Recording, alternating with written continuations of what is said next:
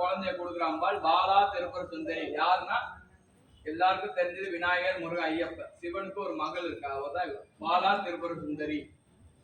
அதனால பிரார்த்தனை பண்ணிக்க. சுவாமி சிவனுக்கு ஒரு மகளும் இருக்கா, அந்த மகள் தான் இந்த அம்பாள் பாலா திருப்புர சுந்தரி.